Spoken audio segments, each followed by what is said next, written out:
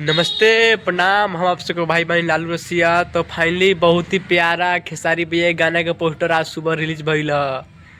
रूमलिया जो भोजपुरी में सबसे हट के अलग पोस्टर रिलीज भइल बा। तब ई गाना के पोस्टर से भाई पता चल गई भाई गाना कितना बवाल और कितना जबरदस्त होई। अनाता फिल्म्स म्यूजिक से गाना के रिलीज करल जाता कल सुबह। टुनटुन यादव जी लिखले बानी अपना कंपनी खातिर, ये कंपनी से होता। तो आप सबके गाना के पोस्टर देख के पता चल गई रूमलिया। हमें लगता है कि भोजपुरी में अभी तक इस तरह का गाना का पोस्टर अभी तक किसी का भी रिलीज नहीं होगा। भाई पोस्टर जब इतना ब्लास्ट है तो गाना कितना ब्लास्ट होगा भाई। पोस्टर से ही था चल जा रहा है कि गाना कितना ब्लास्ट होगा। क्योंकि हम क्या बतलाए भाई, गाना का जब पोस्टर हम देखे ना तो बोले रूमलिया। भाई रूमलिया गाना एक ऐसा हो गया कि हम क्या बतलाए भाई, सबसे प्यारा और सबसे ज़बरदस्त गाना हुआ रूमलिया। तो कल सुबह आ रहा बा खेसारी भैया की आवाज़ में शिल्पी राज जी गईले बानी।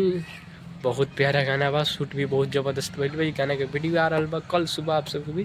तो अपन प्यार आशीर्वाद दी। Love you.